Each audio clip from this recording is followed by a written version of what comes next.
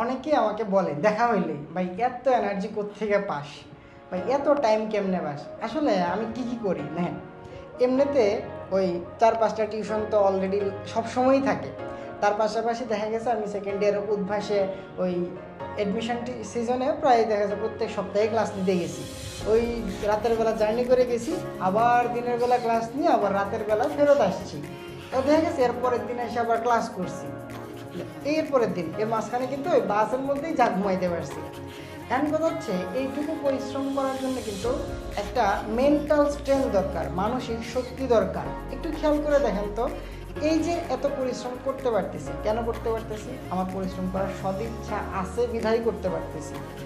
এরপরে এরকম না যে আমি কিন্তু ওই একাডেমিক লাইফ একবারে উচ্ছন্নে ফেলাই দিয়ে কিন্তু চলে যেতেছি, এরকমও না কিন্তু। এখন খেয়াল করে দেখেন, আমি ওই যখন ফার্স্ট ইয়ারে পড়াশোনা করতেছি তখন কিন্তু আমি সেকেন্ড টাইম মেডিকেল যাওয়ার কারণে আমি কিন্তু দেখা গেছে ওই এই মানে একাডেমিক যে আমার ফার্স্ট ইয়ারের ক্লাসগুলো ছিল ওইখানে শুধু ফাইনাল পরীক্ষা দেওয়ার মতো অ্যাটেন্ডেন্স ছিল, বা ক্লাসগুলো অনলাইনে হওয়ার কারণে অ্যাটেন্ডেন্সগুলো পেয়ে গেছিলাম অটো। এখন খেয়াল করে দেখেন যে ওই অবস্থা থেকে আমি ফার্স্ট ইয়ারের পরীক্ষায় পাশ করে চলে আসছি। ওইখানে কিন্তু আমার কোনো রিটেক ছিল না, আমার কোনো রিয়েট ছিল না। আমি অল্প যে কয়েকদিন পাইছি পড়াশোনা করছি। তবে হ্যাঁ, আমি একটা কথা বলবো, আমার এই এনার্জির উৎস আমার বন্ধুরা। কেন? আমি যখন ফার্স্ট ইয়ারে ফাইনাল পরীক্ষা দিই কোনো একটা কোর্স সম্পর্কে আমার আইডিয়া ছিল না। আমি যখন আমার বন্ধু তুষারের কাছে যাইতাম পরীক্ষার আগের দিন, ভাই আমার এই প্রশ্নটা বুঝাই দে, ও সুন্দর করে বোঝাই দিতে ওই প্রশ্নটা আমি লিখে দিয়ে আসতাম।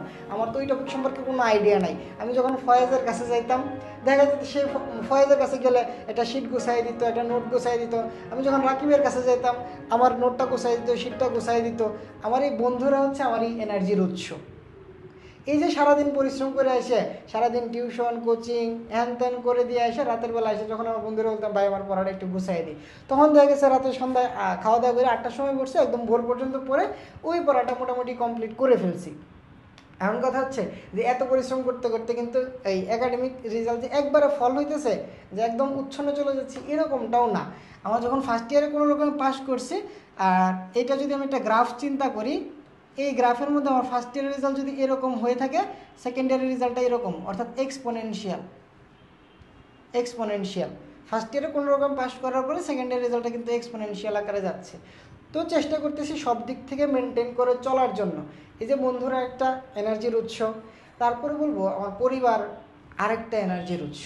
আমি সবসময় চিন্তা করি আমি আমার বাবা মায়ের একমাত্র সন্তান বা ছেলে মানুষ, একটা দায়িত্ব আছে। আমি যদি পরিশ্রম করার মানসিকতাটা এখন থেকেই গড়ে না তুলি, ভবিষ্যতে এটা সম্ভব হবে না।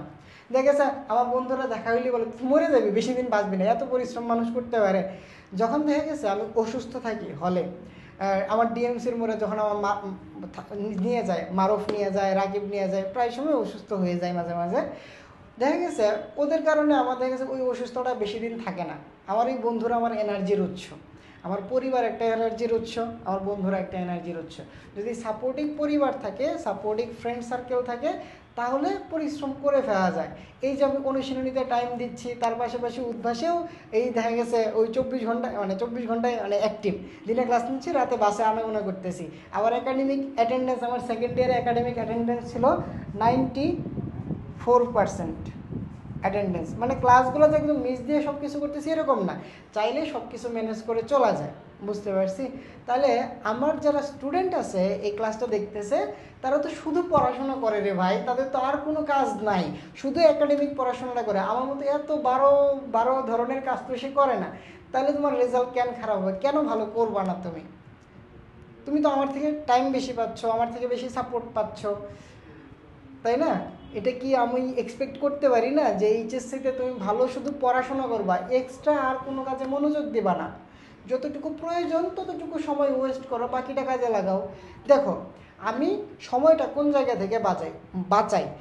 অযথা ফেসবুক স্ক্রলিং আমি কখনোই করি না। এইখান থেকে আমি টাইমটা সেভ করি। আমি আমার প্রয়োজনে যতটুকু কাজ থাকে ঠিক ততটুকুই করি। এইভাবে আমি আমার টাইমটা সেভ করি।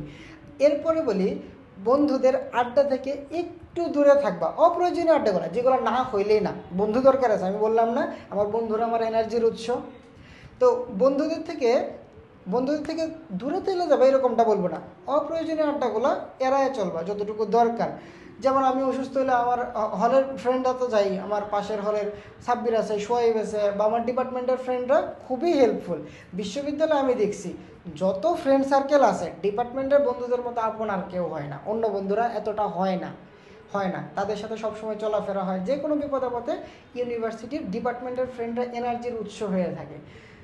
তাহলে তোমাদের মধ্যে যারা আমার এইচএসসির স্টুডেন্ট আছো তাদেরকে বলবো, এই যে এনার্জির উৎস হিসেবে যদি বন্ধু পাইতে চাও অন্তত ঢাকা বিশ্ববিদ্যালয়ে আসো, ঠিক আছে।